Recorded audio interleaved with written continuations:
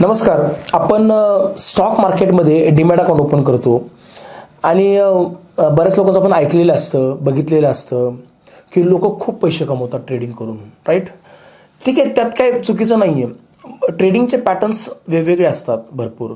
Intraday आहे, momentum आहे, swing trading आहे, BTST आहे, मिडियम टू लाँग टर्म आहे, डीप लाँग टर्म आहे, असे खूप सारे प्रकार असतात.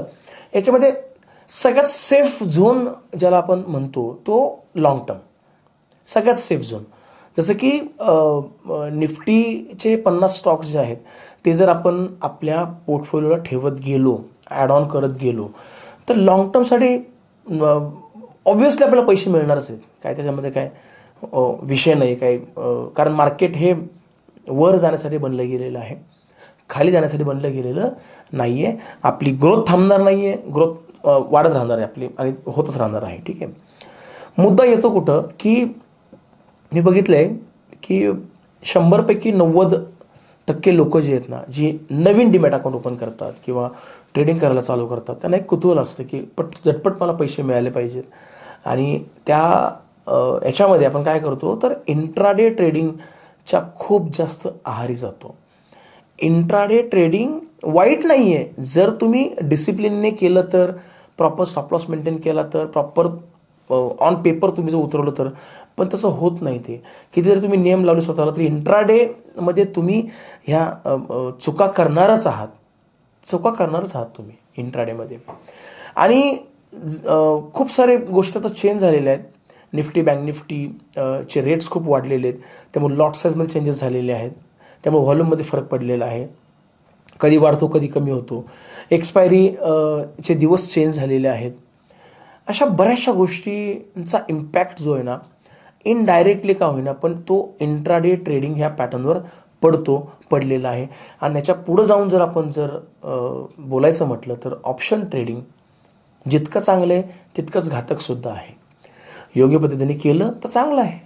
पण ऑप्शनच्या बाबतीत सगळ्यात मोठा संभ्रम, सगळ्यात मोठा गैरसमज लोकांच्या मनात काय आहे की हे बघा, मी असं पर्सनली घेऊ नका, मी एक जस्ट बोलतोय तुम्हाला, एक उदाहरण देतो मी तुम्हाला की 10,000 पण ट्रेड होणारा प्रकार म्हणजे ऑप्शन आहे.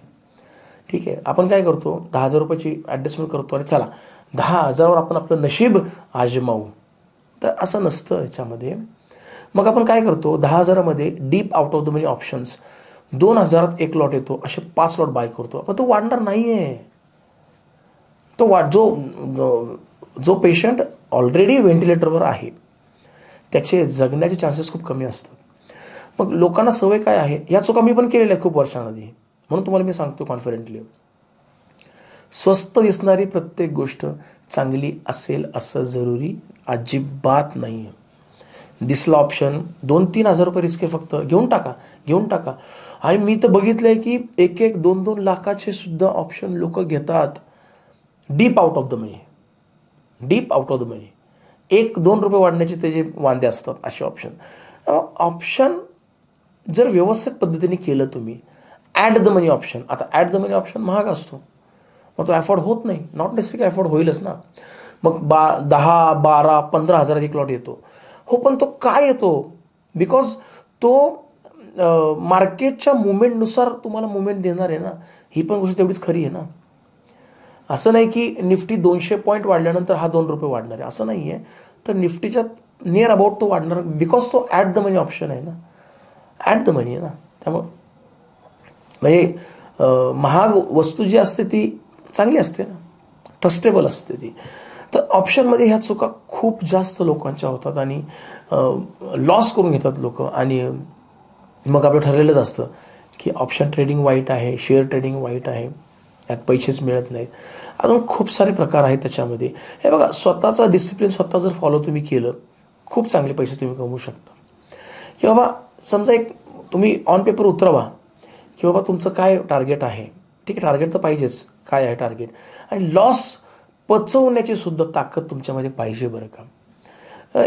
लोकांचं माइंडसेट काय असतं की म्हणजे लॉसला आपलं एक ह्युमन बिहेवियर असते की आपल्याला सगळं छान पाहिजे असतं आयुष्यामध्ये, आणि इथंच गडबड होऊन जाते. असं नसतं.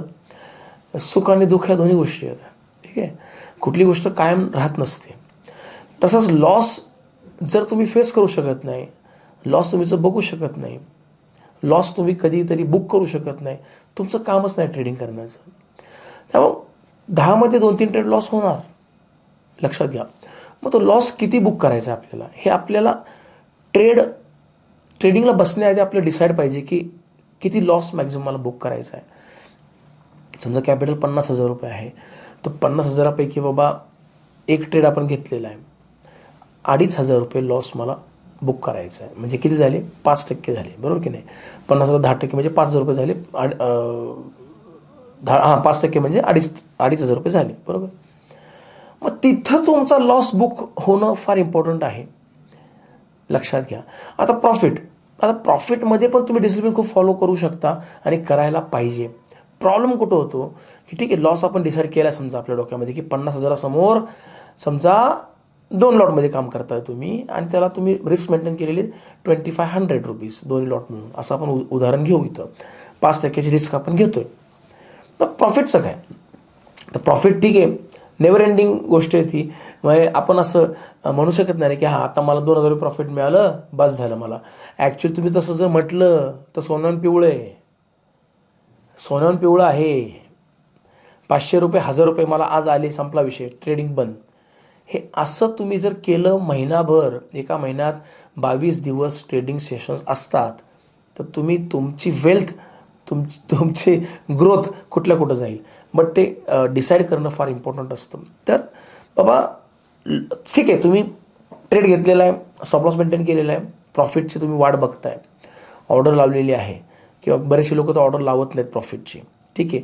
मग स्टॉप लॉस तरी ट्रेल करा, है ना. स्टॉप लॉस त्या पद्धतीने ट्रेल करा. आजचं अनसर्टन मार्केट आहे, त्यामुळे स्टॉप लॉस ट्रेल होणं चान्सेस कमी असतात. तरीसुद्धा एक आपल्या कुठंतरी माइंडसेट पाहिजे की मला एवढं प्रॉफिट पाहिजे, मला एवढं. तुम्ही विचार करा, 50,000ला आपण 1,000 रुपये प्रॉफिट पकडू आपण, 1,000 रुपये रोज, 1,000 रुपये म्हणजे 22 दिवस झाले 22,000 रुपये. त्यातले आपण असं पकडू की 7 दिवस लॉस होईल, 7 डेज लॉस होईल, म्हणजे 7,000 रुपये वजा करा. ते 22 म्हणून 7 गेले तर किती उरले, 15,000 रुपये राहिले. आता 15,000ला कम्पेअर करा तुम्ही 50,000च्या अगेन्स्ट, तर बघा ना तुम्ही 25%पेक्षा जास्त प्रॉफिट झालं ना. तर हे डिसिप्लिन आणणं फार गरजेचं आहे. आणि खरं सांगतो मी की स्टॉक मार्केटमध्ये खूप पैसा आहे, तो काढता आला पाहिजे. आणि त्याला सगळ्यात इम्पॉर्टंट तुमचं माइंडसेट आणि तुमचं डिसिप्लिन, लक्षात ठेवा. असे खूप सारे टॉपिक्स आपण घेऊन रेग्युलर भेटणार आहोत. व्हिडिओ कसा वाटतो तुम्हाला मला मेसेज करून सांगत जा, कमेंट करून सांगत जा, म्हणजे जेणेकरून मला अजून काही इम्प्रोव्हायझेशन करायचे असेल तर मी करू शकतो. तुम्हाला वेगळ्या टॉपिकवर व्हिडिओ हवा असेल समजा बनवून, ते पण तुम्ही कमेंट करू शकता. चॅनल सबस्क्राईब करा, लाईक करा, मित्रमंडळासोबत शेअर करा. थँक्यू, धन्यवाद.